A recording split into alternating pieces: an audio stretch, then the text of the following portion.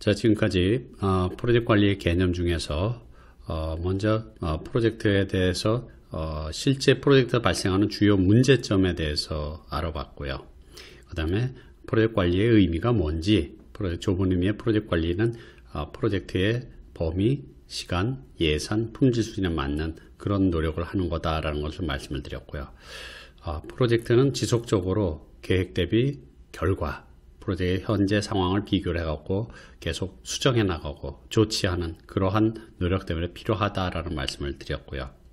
그리고 프로젝트는 실제 프로젝트 관리 또는 프로젝트 경영이라는 의미로 쓰여진다. 거기서 계속 반복적으로 나오는 얘기는 해야 될 업무, 그 다음에 해야 될 일, 그리고 일정, 그 다음에 원가 예산, 품질 이런 것들이 목표로 설정돼서 그 목표를 달성하기 위한 노력을 프로젝트 관리라고 이렇게 표현한다고 말씀을 드렸고요. 일반적인 관리는 PDCA 사이클 또는 Plan to C와 같은 그런 방식으로 관리하면 된다. 프로젝트 관리도 이러한 방식의 접근을 통해서 가능하다라는 것을 말씀을 드렸죠. 그리고 이제 마지막으로 프로젝트 관리 협회에서 나온 미국의 PMI, PMBOK가 바로 대표적인 프로젝트 관리에 대한 지침서로서 거기서 정의한 프로젝트 관리에 대한 개념을 설명을 드렸습니다. 자, 그러면은 이 프로젝트 관리에 대한 역사를 한번 이제 살펴보도록 하죠. 앞서 말씀드렸던 것처럼 인류 문명과 프로젝트, 그래서 인류의 역사와 같이 왔다 프로젝트는. 그래서 피라미드 건설이라든지 만리장성 건설이 가장 대표적인 고대 프로젝트라고 얘기를 했고요. 그 다음에 프로젝트라는 단어가 등장한 것은 16세기 초에 옥스퍼드 사전에 처음으로 이제 프로젝트라는 단어가 나왔다라는 사실이죠.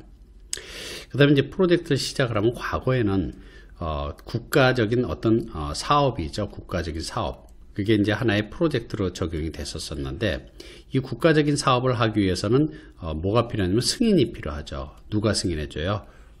왕과 같은 그러한 지배자가 승인을 해야지만 국가적인 사업이 나오는 거죠. 시작을 하게 되는 거죠. 그래서 오늘날에도 사용하는 프로젝트 차터라는 단어, 즉 프로젝트를 공식적으로 승인해주는 문서가 오늘날에도 프로젝트 차터라는 의미로 쓰여지고 있는데요. 그 프로젝트를 공식적으로 승인해주는 문서의 시초들이 됐던 그런 역사적인 사실들을 잠깐 보면은, 먼저 첫 번째가 바로 뭐냐면 Spanish Book of Privilege of Prerogatives라는 이러한 부분들. 이거는 뭐냐면은 이사벨 여왕의 우리 콜럼버스 신대륙 발견이죠. 그래서 콜럼버스가 신대륙을 발견하도록 한 명령서, 그게 바로 이제 이사벨 여왕이 발부를 했죠. 그래서 거기에는 이제 돈이나 어쨌든 뭐 사람을 살리고 죽이고 하는 권한까지도 이렇게 부여한 그런 문서가 있었었고요. 그 다음에 1584년에 보면은 The English Charter to Sir Walter Raleigh.Raleigh라는 사람은 실제 레일리 경은 영국에서 엘리자베스 여왕이 월터 레일리라는 사람한테 이제 북아메리카, 지금 미국이죠. 그래서 북아메리카를 식민지화시키는 그러한 프로젝트를 시작하도록 명령한 그러한 문서가 있고요. 그 다음에 세 번째는 The United States Congress Act Authorizing Lewis and Clark Expedition 그랬죠. 이거는 이제 토마스 제퍼슨 대통령이 미국의 대통령이죠. 그래서 의회에서 비밀 서신을 보냈는데, 루이스와 클락이라는 사람이 이제 미국 대륙을 횡단하도록 탐험할 수 있는 그러한 비밀 문서를 통해서 승인해주는 그런 사실도 있었고요. 그 다음에 미국의 테네시 강 유역 개발 프로젝트 있죠. 그래서 루즈벨트 대통령이 이제 미국의 테네시 강 유역을 개발하는 프로젝트를 명령하게 됐는데, 이 테네시 강은 이제 홍수 이런 것들이 굉장히 심해가지고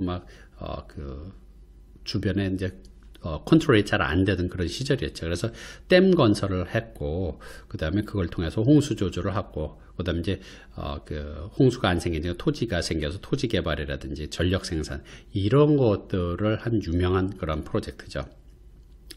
그 다음에 이제 네 번째가 English Instructions Authorizing the Voyage of Discovery of Captain James Cook 그랬습니다. 이거는 뭐냐면 그 유명한 제임스 쿡 선장 있죠. 그래서 제임스 쿡 선장이 영국 해군으로부터 그 남쪽, 영국으로 봤을 때 남쪽이죠. 남쪽으로 그러니까 지구의 남반구를 얘기를 하겠죠. 남반구. 그래서 남쪽의 그 대륙을 발견하고 점령하라는 그런 프로젝트예요. 그래서 제임스 쿡이 바로 이제 오스트레일리아를 발견한 그런 유명한 프로젝트죠. 자, 그런 것들이 있는가 하면 이제 프로젝트 관리를 언급한 최초 문서가 있는데 이거는 다니엘 데포가 On Essay upon Projects라는 그러한 책이 굉장히 유명한 책이죠. 이 책에는 노아의 방주와 바벨탑에 대한 얘기가 나옵니다. 그 성경의 창세기에 나오는 노아의 방주 이야기는 뭐 모르는 사람들이 없겠죠. 마찬가지로 그 노아의 후손들이 지금의 그 이라크 땅에다가 하나님에 대적하면서 그 하늘 높게 바벨탑을 쌓은 사건이 있었죠. 그래서 하나님이 그 바벨탑을 쌓던 사람들에게 언어를 복잡하게 만들어 가지고 그 혼란을 주게 된 거죠. 그게 이제 오늘날 전 세계 7,000개의 언어가 된 그런 바탕이다라는 그런 얘기가 있죠. 그래서 오늘날에도 프로젝트에서 우리가 의사소통이 굉장히 중요한데 이 많은 언어들이 의사소통을 저해하는 그런 요소들이에요. 그래서 직접적인 민족마다 갖고 있는 언어도 문제가 되겠지만은 서로 얼마만큼 서로의 그 뜻을 잘 소통하느냐 하는 문제, 그게 프로젝트에서 가장 어려운 부분들이고 프로젝트 매니저가 갖춰야 될 가장 첫 번째 능력이 바로 의사소통 능력이다라고 할 만큼 의사소통 오늘날의 프로젝트에서 아주 중요한 그런 부분이라고 볼 수 있는 거죠. 그래서 우리가 바벨탑을 통해서도 그런 걸 알 수 있다라는 그런 개념이죠. 자, 근대 프로젝트, 대표적인 프로젝트, 앞서서 굉장히 말씀드렸지만은, 러시아의 상트페테르부르크 신도시 건설하는 유명한 프로젝트가 있었고요. 그 다음에 앞서 말씀드린 미국 서부 대탐험 프로젝트, 그 다음에 수에즈 운하나 파나마 운하가 굉장히 근대에서 굉장히 유명한 프로젝트죠. 그럼 미국이 이제, 서부 개척 시대에 서부 중서부 횡단철도 건설하는 어마어마한 프로젝트가 있었고, 그 다음에 맨하탄 프로젝트가 있었죠. 우리나라의 경우에는 수원 화성 프로젝트가 굉장히 유명하다고 말씀을 드렸죠. 그래서 수원 화성 프로젝트는 실제 그 정조 때 18세기 말인 정조 때 그 축성이 된 거죠. 오늘날에도 국제 심포지엄이나 세미나에서 한국의 수원 화성 프로젝트가 프로젝트 관리로서 상당히 많이 소개가 되고 있는 실적입니다. 그래서 실제 이 프로젝트 같은 경우는 10년을 계획했는데 32개월 정도 만에 프로젝트를 완공을 했죠. 그래서 물론 이렇게 기간을 단축할 수 있었던 이유 중에 가장 큰 이유는 물론 여러 가지로 생각을 할 수 있습니다만 첫 번째는 그 시절에는 과거에는 공역을 시키던 것을 임금을 주기 시작을 했다라는 얘기도 있고, 두 번째는 다산 정여경 선생께서 그 거중기라는 걸 개발해 갖고 거중기를 가지고 큰 돌을 쉽게 들어올릴 수 있었기 때문에 생산성이 높아졌다는 그런 얘기도 있죠. 근데 또 하나의 이유가 뭐냐면 바로 프로젝트 관리를 잘했다라는 그런 측면이에요. 물론 그 시절에 프로젝트 관리라는 용어는 없었지만은 그 수원 화성 성역 의궤라는 그런 프로젝트의 기록을 보면은 물론 이 화성 성역 의궤는 세계 기록 문화유산으로 기록유산으로 등재되어 있고 수원 화성 자체도 세계 문화유산으로 등재됐죠. 그래서 과거에 전쟁으로 인해서 성곽이 많이 유실될 수 썼는데 그걸 이제 그 사태로 복원을 했는데 그렇게 복원된 문화재들은 세계 문화유산으로 등재되기 상당히 어려운데도 불구하고 수원 화성이 세계 문화유산으로 등재될 수 있었던 것은 화성 성역 의궤에 그대로 기록이 남아 있었고 돌 하나하나의 위치까지 그대로 복원할 수 있는 굉장히 잘된 기록에 의한 거죠. 그래서 화성 성역 의궤에 보면은 실제 정조 몇 년 몇 월 며칠에는 어떤 인력이 얼마큼 들어갔고 몇 전 몇 푼이 들어갔다. 이런 그 투입된 자원의 양까지 굉장히 상세하게 기록이 돼 있을 뿐더러 실제 0.5일 단위로 스케줄을 관리했던 놀라운 그런 기록이 있죠. 심지어는 화성이 준공된 이후에 우리 연회를 열었는데 그 연회에 들어간 그 꿩이 297마리, 닭이 333마리가 들어갔다는 그러한 아주 소소한 기록까지 완벽하게 남길 정도로 프로젝트 관리를 잘했다라는 거죠. 그런 이유 때문에 10년짜리 프로젝트가 32개월 만에 끝낼 수 있다는 그런 놀라운 그런 프로젝트 관리의 대표적인 역사적인 사실이죠. 현대적 관리 기법은 이제 여러분들 잘 아는 프레드릭 테일러. 그래서 100년 전에 벌써 프레드릭 테일러는 작업 분류 체계, 워크 브레이크다운에 대한 그런 부분들과 그 다음에 계획과 실행에 대한 분리, 좀 더 체계적인 과학적 관리를 주창을 하게 된 거죠. 그의 수제자 간트라는 사람은 간트 차트 또는 바 차트라는 걸 통해 가지고 계획을 수립하는 그런 기초를 제공을 했는데, 간트 차트는 뭐 우리가 이렇게 오늘날 스케줄을 만들 때 오늘날도 굉장히 많이 쓰고 있는 그런 대표적인 기법이죠. 그 100년 지난 지금 그 시절에도 이걸 만들었기 때문에 오늘날까지도 이거는 아주 쉽게 계획하고 쉽게 볼 수 있기 때문에 많이 쓰여지고 있는 거죠. 그런데 이제 2차 세계대전을 통해 가지고 상당히 많은 변화가 있었는데, 특히 2차 세계대전 재건 프로젝트의 자원과 일정을 극복하는 관리 기법들이 대표적으로 나오기 시작을 한 거죠. 그래서 그걸 좀 더 자세히 보면은 1950년대에는 이제 일정 계획 수립과 관리에 대한 개념이 나오기 시작을 했어요. 그래서 과거에는 기능 조직, 그래서 예를 들면은 뭐 설계부, 개발부, 품질부, 생산부 이런 식의 기능 중심의 조직에서 좀 더 프로젝트를 이끌어 나갈 수 있는 프로젝트 매니저라는 프로젝트 매니저를 임명하는 방식들이 나오기 시작을 했죠. 그리고 스케줄링 일정 분석 기법으로 잘 알려져 있는 크리티컬 패스 메소드 CPM이라는 기법들이 바로 1950년대 듀퐁에 의해서 개발이 됐고, 마찬가지로 미국의 폴라리스 잠수함을 개발하기 위해서 이런 유사한 그런 일정 개발 기법, 일정 분석 기법인 퍼트가 나왔게 된 거죠.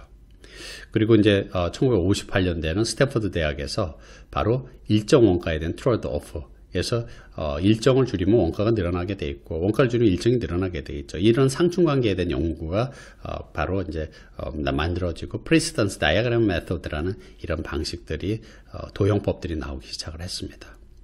60년대와는 좀 더 구체적인 그러한 그 발전이 있었는데요. 특히 대표적인 일정과 예산에 대한 그런 부분들이에요. 그래서 미 국방장관인 맥나마라는 그 시절에 이제 그 DOD, 미국 국방성이라든지 나사 이런 데서 사용할 수 있는 그런 가이드를 발간했는데, 퍼트의 일정 관리 기능과 예산 관리 기능의 통합 시스템이라는 이런 것들이 나오기 시작한 거죠. 그래서 50년대에 나왔던 퍼트나 CPM에 대한 것들을 좀 더 구체적으로 적용할 수 있는 좀 더 발전된 그런 방법들이 나와 있겠고요. 그래서 미국 국방성에서 나온 그 유명한 CSCSC, 즉 Cost and Schedule Control System Criteria라는 그런 개념이죠. 그래서 오늘날 그 유명한 Earned Value Management 또는 Earned Value Analysis와 같은 획득 가치 관리가 이제 등장을 하기 시작을 한 거죠. 그래서 앞서 말씀드린 것처럼 1960년대에는 큰 사건이 발생을 했죠. 그래서 65년도에는 뭐가 만들어졌냐? 바로 그 International Project Management Association이라는 그런 유럽의 프로젝트 관리 전문가 단체가 처음에 태동을 했고, 그다음에 이제 1969년도에 와서 미국에서는 이제 프로젝트 관리 협회인 프로젝트 관리 매니지먼트 인스티튜트이 만들어진 거죠. 그래서 IPMA보다는 PMI가 아까 말씀드린 것처럼 PMBOK라는 그러한 프로젝트 관리 지침서를 만들어서 오늘날 전 세계에서 가장 많이 쓰는 프로젝트 관리 지침서로서 유명하고 국제적으로 가장 많이 쓰는 그러한 그 가이드라고 이렇게 볼 수가 있는 거죠.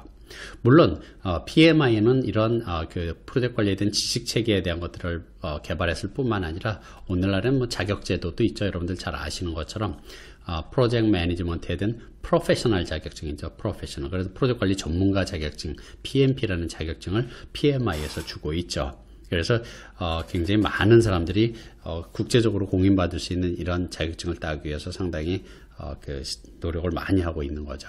실제 프로젝트 관리를 잘하느냐 못하느냐를 검증하기는 사실은 쉽지가 않습니다. 그래서 이런 PMP와 같은 이런 자격증을 만들어 가지고 일부 간접적으로 그 사람의 프로젝트 관리 능력이나 지식을 검증할 수 있는 그런 자격 제도를 만들어 가지고 실제 오늘날에는 실제 프로젝트 매니저가 그런 프로젝트를 수행할 수 있는 자격이 되느냐, 여건이 되느냐, 능력이 되느냐, 지식이 있느냐 하는 것들을 확인하는 용도로 PMP 자격증에 대한 그런 부분들을 상당히 많이 활용하고 있다라고 볼 수 있겠습니다. 자, 그리고 이제 70년대 와가지고는 이제 방위 산업이나 건설 산업에서만 국한되어 있던 그러한 프로젝트 관리를 모든 산업 분야로 확장을 한 거죠. 그래서 시스템 공학적인 관점에서 이론적인 체계가 만들어졌는데 대표적인 게 바로 이제 커즈너 박사의 서적이 프로젝트 매니지먼트라는 그런 굉장히 유명한 서적이 나오면서 좀 더 사람들이 프로젝트 관리에 대한 것들을 상당히 많이 관심을 갖게 된 거죠. 그 밖에 이제 70년대는 워크 브레이크다운 스트럭처와 같은 작업 분류 체계 또는 responsibility assignment matrix라고 하는 책임 할당 매트릭스, 그 다음에 획득 가치 분석들이 좀 더 이론적으로 체계화된 거죠. 그래서 과거에는 이제 앞에서 말씀드린 것처럼 기능 중심의 조직이었었어요. 그래서 개발부, 설계부, 디자인부, 품질관리부, 그 다음에 생산부 뭐 이런 기능 조직에서 좀 더 매트릭스 조직으로 시도되기 시작을 한 거죠. 그래서 설계, 뭐 예를 들어서 개발, 그 다음에 품질, 생산 이렇게 기능별로 이렇게 조직이 있다 그러면은 이 조직에서 해야 될 일을 A 프로젝트 팀에서 이렇게 요 사람이 투입이 되고 B라는 프로젝트는 각 기능팀에서 요 사람들이 투입이 되고 하는 이러한 식의 매트릭스 구조가 만들어지기 시작을 한 거죠. 그래서 70년대를 지나면서 이제 80년대에 와서는 이제 아까 말씀드린 것처럼 PMI에서 PMBOK를 처음 만들어지게 된 거죠. 그래서 1980년도에 초판이 만들어지고 1996년에 실제 제1판이 발행이 돼서 오늘날까지 이렇게 6 에디션까지 이렇게 나와 있는 거죠. 그래서 전 세계적으로 가장 많이 쓰고 있는 거고요. 그리고 이제 말씀드린 것처럼 PMI에서는 프로젝트 매니저 프로페셔널이라는 자격 제도를 만들어서 운영을 하고 있습니다.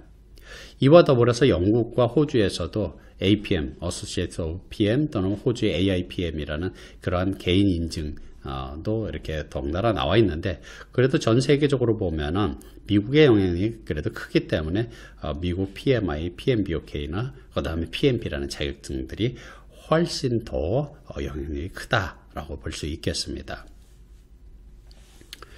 그래서 그 프로젝트 관리 표준을 보면은 앞서 말씀드린 것처럼 실제 이제 그 PMBOK는 표준은 아니라고 말씀드렸어요. 스탠다드는 아니고 지침서일 뿐이라고 말씀을 드렸는데 요거는 1998년도에 미국 표준협회로부터 프로젝트 관리 표준으로 인정을 받은 거죠, 사실은. 그래서 실제 이제 큰 틀에서 보면은 이 PMBOK가 사실 먼저 나오고 나서 그 다음에 ISO를 해서 이제 그걸 그대로 모방을 해가지고 프로젝트 관리에 대한 지침을 ISO 21500이 만들어진 거죠. 그래서 실질적으로 ISO 21500은 이제 국제 표준이라고 이렇게 얘기를 한다 그러면은 PMBOK는 정부 표준 또는 산업 표준이라고 이렇게 볼 수 있는 거죠. 그래서 국제 표준이 있고 이제 국가 표준이 있는데 보시는 것처럼 프로젝트 매니지먼트에서는 이제 실제 ISO 21500이는 국제 표준이 있고 국가 표준 우리나라 같은 경우는 이제 KS가 있겠죠. KS. 뭐 영국에는 BS, 뭐 독일 이렇게 있습니다. 우리나라는 KS가 있는데 이걸 그대로 우리도 또 모방해서 KSA, ISO 21500이라는 한국의 프로젝트 관리 표준이 만들어지게 된 거죠. 근데 이제 아쉬운 점은 뭐냐 하면은 실제 국가마다 이렇게 PMBOK 영국 정부의 프린스2라든지 MSP라든지 일본의 P2M 뭐 이런 것들이 있어요. 물론 미국의 이제 SEI의 CMMI는 순전히 프로젝트 관리만을 위한 건 아닙니다만은 이런 산업이나 이제 국가별 표준이 있는데 우리나라 같은 경우에만 이제 이런 한국에서만 표준이 없다는 게 좀 아쉬운 사실이죠. 앞서서 말씀드린 것처럼 이러한 그 가이드, 지침서나 이러한 표준을 가지고 뭘 하느냐 각자 회사별로 각 회사에서 사용될 수 있는 프로젝트 관리 방법론을 개발해서 쓰는 거죠. 그래서 어떤 프로젝트일 경우에는 수주를 통해서 하는 외부 프로젝트이면 내부의 필요성에 의해서 제품 개발하는 이런 프로젝트 성격이 완전히 틀려요. 수주를 통해서 하느냐, 내부 결정해서 하느냐. 이런 서로 다른 성격이 다른 프로젝트들을 다 싸잡아서 범용적으로만 프로젝트 관리할 수 있는 그런 범용화된 프로젝트 관리 방법론은 있을 수가 없겠죠.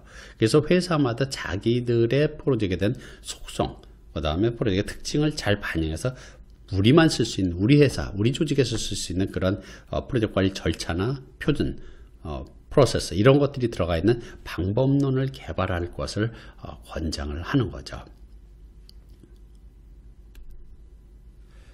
자, 그래서 이제 그 프로젝트 관리에서 이제 사실은 이제 프로젝트 관리가 무엇이냐에 대한 것들이 앞에서 말씀드렸습니다만, 프로젝트 관리에 대한 정의가 나와 있는데, 그러면 그 정의만 봐가지고는 사실은 알기가 힘들다라는 거죠. 그래서 미국 PMI에서는 앞서서 뭐라 그랬냐면, 프로젝트 관리란 프로젝트 요구사항을 충족하기 위해서 지식, 기술, 도구, 기법 등을 프로젝트 활동에 적용하는 거다, 이렇게 표현을 했단 말이죠.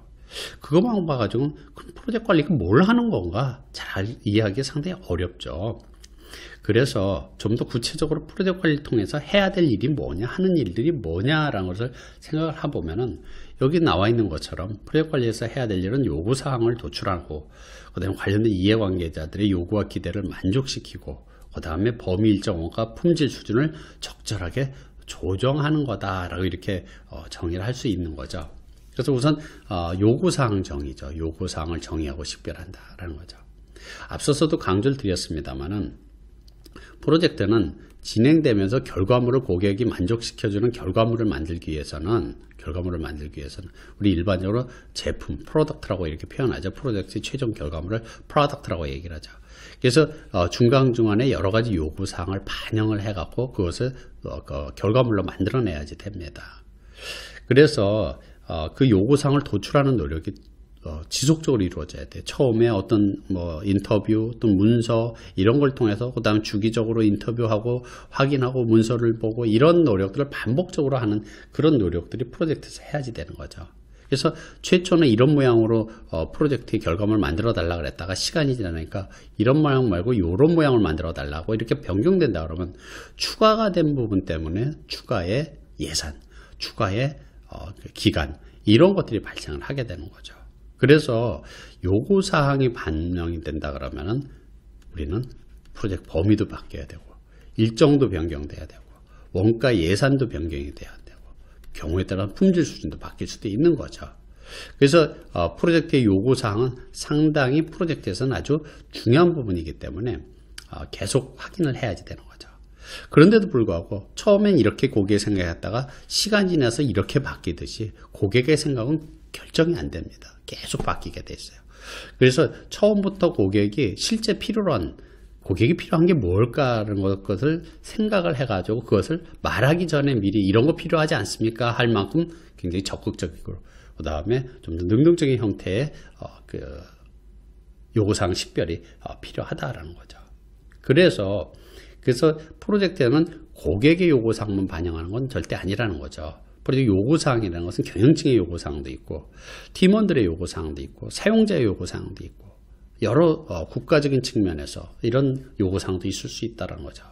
이 관련된 사람들을 우리가 뭐라고 부릅니까? 이해관계자라고 부르죠. 이해관계자, 스테이크홀더. 자, 이해관계자들, 관련된 모든 이해관계들의 요구사항, 그들의 기대, 이런 걸 만족시키는 노력을 해야지 되는 게 프로젝트 관리에서 해야지 된다는 거죠. 두 번째는 명확하고 달성 가능한 목표를 수립을 해야지 된다라 그랬습니다. 실제 프로젝트가 불확실성을 갖고 태어난다고 말씀드렸어요. 그 불확실성은 뭘 유발하냐면 리스크를 유발하는 거죠. 근데 막 리스크가 크다라는 건 사실, 그러니까 즉 많은 수익을, 큰 이익을 얻는 데는 상대적으로 많은 큰 리스크가 존재를 하게 되는 거죠. 그래서 많은 이득을 얻기 위해서는 상대적으로 리스크 많은 프로젝트를 선택할 수밖에 없는데, 그런 리스크들을 줄이기 위해서는 좀 더 명확한 목표를 설정을 해야지 된다는 거죠. 그래서 일단 우리가 목표를 설정을 할 때는 현실적으로 할 수 있는 수준보다 조금 더 달성 가능한 도전적인 목표를 설정하는 걸 바람직하다고 이렇게 생각을 해요. 그래서 딱 우리가 할 수 있는 능력보다 뭔가 도전적으로 조금 더 할 수 있는 그런 수준으로 해야 되는데, 물론 현실적으로 달성 불가능한 그런 목표를 설정하는 것은 그 의미가 없겠죠. 적절한 수준에서의 그 목표를 좀 상향으로 잡는 것도 굉장히 중요한 부분들이다라는 거예요. 그래서 해가면서 진행하면서 설정했던 목표를 달성을 더 할 수 있다 그러면 더 높여가는 거고, 또 직접 검토해 봐가지고 도저히 어렵겠다 그러면 그거를 수정을 하는, 이런 것들을 반복적으로 하는 것도 바로 프로젝트 관리에서 해야 될 일이다라는 거죠. 프로젝트 관리 업무라고 볼 수 있는 겁니다. 자, 마지막으로는 범위, 일정, 원가, 품질에 대한 균형을 유지한다. 이건 앞서서도 말씀을 드렸던 것처럼 프로젝트에서 궁극적으로 그 목표를 설정할 수 있는 것 중에 하나가 뭐냐면 범위에 대한 목표, 일정에 대한 목표, 원가에 대한 목표, 품질 목표, 이런 것들이 대표적인 목표 중에 하나예요. 그런데 그들이 막 바로 뭐냐면 이 내용들이 바로 우리가 궁극적으로 관리해야 될 대상이라는 거죠. 관리해야 될 대상. 그러니까 흔하게 보면 프로젝트 관리를 통해서 뭘 달성해야 되느냐? 바로 이 네 가지 부분을 달성을 해야 되는데, 이 네 가지는 균형을 맞춰줘야 된다는 거죠. 앞서도 말씀드린 것처럼, 나왔던 것처럼 우리가 수행해야 될 프로젝트의 범위가 있어요. 이런 범위를 우리가 달성을 해야 되는데, 이 범위를 범위라는 건 앞서 말씀드린 것처럼 해야 할 일들이에요. 이걸 하기 위해서는 시간이 필요하죠. 또 원가도 필요하고, 그 다음에 품질 수준도 맞춰줘야 돼요. 그런데 만약에 내가 그 시간을 단축해야 되겠다. 신차가 시간을 단축하게 되면 당연히 원가가 더 들어갑니다. 또 원가를 줄이려고 한다 그러면 시간이 더 들어갈 수밖에 없겠죠. 왜 시간을 단축하기 위해서는 어때요? 더 많은 인력 장비, 더 비싼 인력을 투입을 하게 되면 원가가 더 들어가게 되는 거죠.